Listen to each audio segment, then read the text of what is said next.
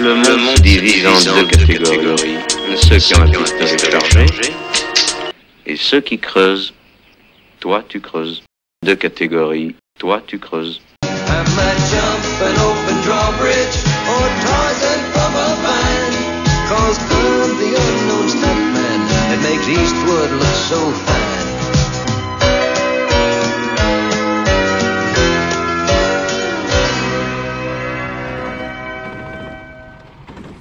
Ok, cette fois on va review la manche du mois de juillet. Il n'y avait pas beaucoup de monde cette fois-ci, peut-être 15 ou 16 pilotes. La piste était séchante pendant les qualifs et là il commence à repleuvoir. Ça semble très très glissant, je prends une trajectoire pluie et là j'ai beaucoup de chance, je manque d'emplafonner un concurrent. Là je tente un freinage à l'intérieur. Habituellement il y a du grip mais là je suis totalement emporté. Je percute Vincent. J'essaie tant bien que mal de repartir. Là c'est Vincent qui part un peu à la faute, qui me dégage du même coup. En fait, c'est le troisième état sur lequel on roule la piste depuis le début de la matinée. C'était mouillé au début, puis séchant assez rapidement, et puis là, il repleut, donc je suis un peu largué. Je trouve que c'est totalement glissant. À ce moment-là, je me demande si mon kart n'a pas un souci de pression de pneus ou un truc comme ça. Mais malgré tout, je vais totalement oublier d'adapter mon point de freinage à ces nouvelles conditions, et là, voilà, largement dehors, c'était pas un peu.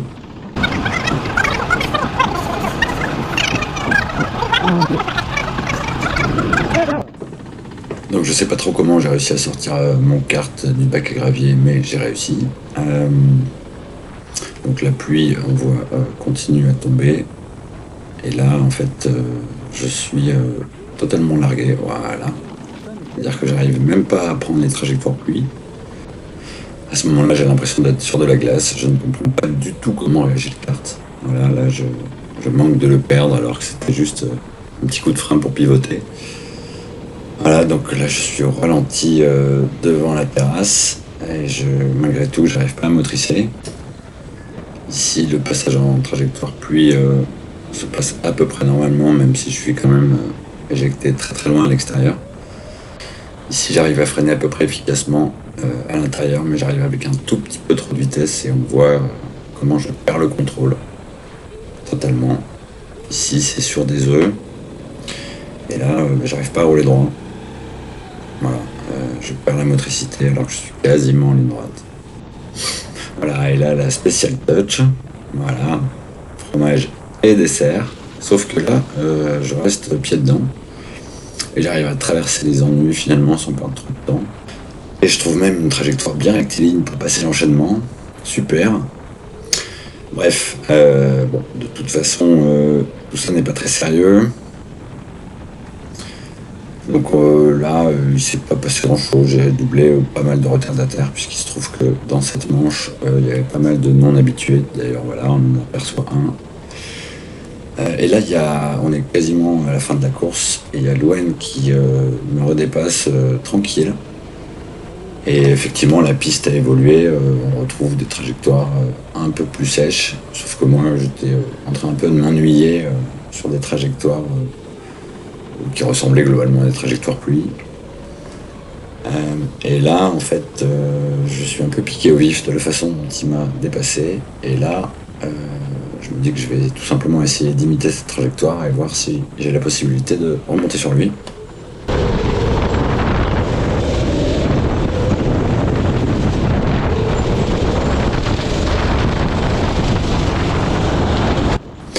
Ici, je vais tenter ma chance à l'intérieur. C'est un peu limite dans la mesure où il a vraiment pas beaucoup de grip à l'intérieur. Il résiste bien.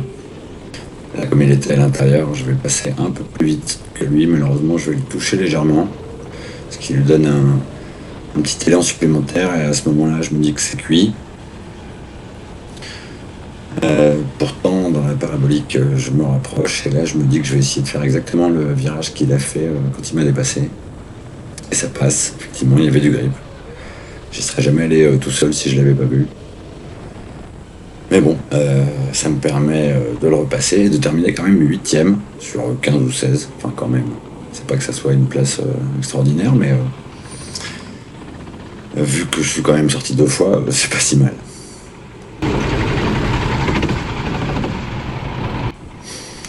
Donc deuxième course, je pars quand même assez loin.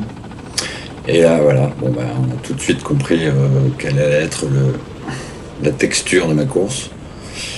Voilà, donc malheureusement je suis tombé sur un kart qui est en train de tomber en panne peu à peu au fur et à mesure des sessions.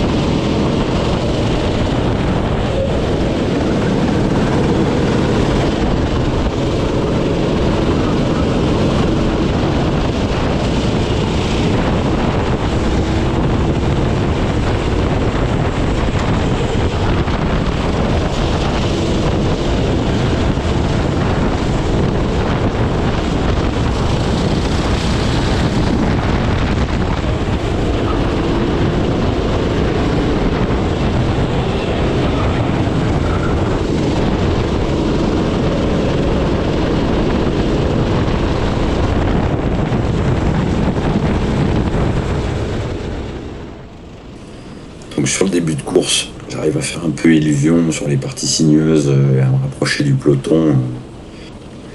Après évidemment les parties rapides font toujours très mal. Ça va durer comme ça un petit moment, ensuite le peloton va lentement se fragmenter et les pilotes vont trouver leur rythme. Et là je vais prendre moi un gros écart. Alors on va se batailler un peu avec le kart numéro 6 pendant toute la course. De temps en temps, il me repasse en bout de ligne droite ou en bout de parabolique. Et puis j'arrive à le repasser, et ainsi de suite. Mais en dehors de ça, il ne se passera pas grand-chose.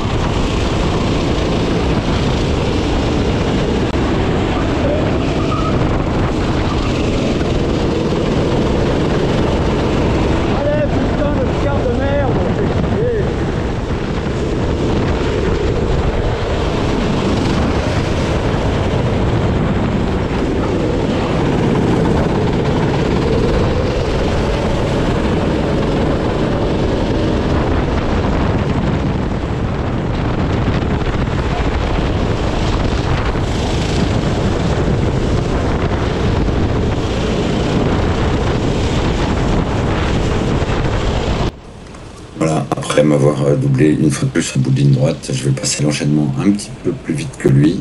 Et malheureusement, je vais lui mettre voilà, le petit bump qui lui donne l'élan supplémentaire pour prendre d'un seul coup une avance considérable. Et là, pour le coup, je sais que c'est plié, que je ne repasserai pas. Et effectivement, la course se termine. Je dois terminer 11e ou 12e, quelque chose comme ça. Donc un résultat plutôt décevant, mais encore une fois, une manche riche en enseignements. La suite au prochain numéro.